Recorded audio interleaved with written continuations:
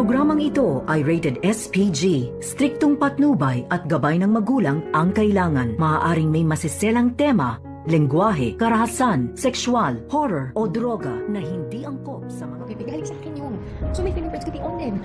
Pati yung mga fingerprints nito, Carlos, kasi sa akin galing yung mga gamit ko. Narito na nga ang ating mga karagdagan na aabangan bukas sa abot kamay na pangarap. Taranta na nga itong si Zoe na hindi niya maintindihan na humihingi nga siya dito ng tulong sa kanyang ina na si Moira na dapat daw ay gawan ito ng paraan dahil hindi naintindihan ni Moira ang ibig sabihin dito ni Zoe. At dito na nga na inamin ni Zoe na itong medical supplies na nakuha ng mga pulis ay galing nga sa kanya at ginamit ni Zoe iyon upang gamutin nga itong si Don Pepe. At pati nga din itong fingerprint daw ni Doc Carlos ay naroon din dahil galing din kay Doc Carlos ang mga gamot na iyon na ginamit ni Zoe. At dito naman nagalit itong si Moira na kung bakit ngayon lang daw sinabi ni Zoe na ngayon na nasa presento na nga sila.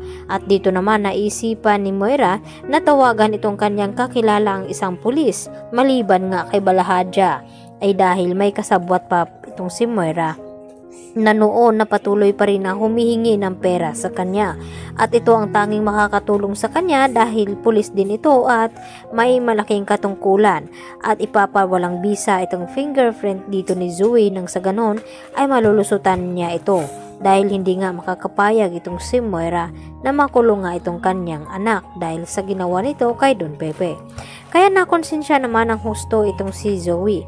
Kahit hindi nga natuluyang masawi itong kanyang lolo Pepe, ay siya pa rin ang dahilan na kung bakit naghihirap ito ngayon. At dito naman na sinabi ni Moira na kumalma at huwag magpapahalata. Baka ito pa ang ikakabagsak sa kanila at baka dito sila makulong sa ginagawa nga dito ni Zoe.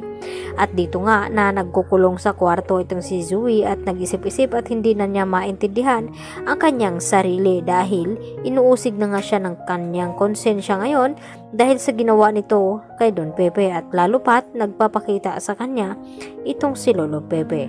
Samantala nagtanong-tanong naman itong si Giselle dito kina Annalyn at Doc Lindon na kung paano daw nangyari ng cardiac arrest itong kanyang ama na si Don Pepe.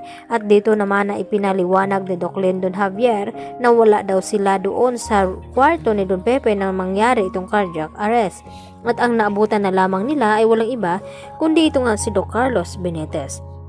Kaya nagdududa na naman itong si Giselle na kung bakit naroon itong si Carlos at kung papaano na cardiac arrest nga itong kanyang ama na ngayon nga ipinagtataka din ni Annalyn dahil nung huli ay nakausap at nakiramdam nga itong si Don Pepe at pinisil pa nga itong kamay ni Annalyn kaya biglaan nga ang mga pangyayari. At higit sa lahat sinisisi naman ni Zoe itong si Annalyn ngayon na kung bakit nakumatos nga itong si Don Pepe dahil sa ibinigay nga daw na mga suggestion dito ni Annalyn kaya hindi napigilan ni Annalyn ang kanyang sarili na sisihin ang kanyang sarili. At dito naman na sinabi ni Lynette kay Annalyn na hindi daw niya iyon kasalanan at huwag sisihin ang kanyang sarili dahil hindi naman natuluyan itong si Don Pepe at nakumatos naman ito. At ang gawin lang nila ay manatiling magdarasal at manalangin na sana ay makarecover agad itong si Don Pepe. At nakahanda na nga ngayon na ilipat ni Giselle at RJ itong si Don Pepe dito sa Apex Hospital nang sa ganun ay mabantayan nga ng mabuti dahil baka daw may gagawin na naman na hindi maganda itong si Moira. At hindi naman sumang-ayon itong si RJ sa ginawa nga dito ni Giselle na pati itong si Zoe ay pinakuhanan niya ng fingerprint. At dito naman na pinaliwanag ni Giselle na kung bakit nagpapauto pa siya dito kay Zoe na minsan na nga siya nitong tinatraidor. Kaya yan po ang ating pakatutukan bukas dito lamang yan sa abot kamay na pangarap. Yan lang po at maraming salamat.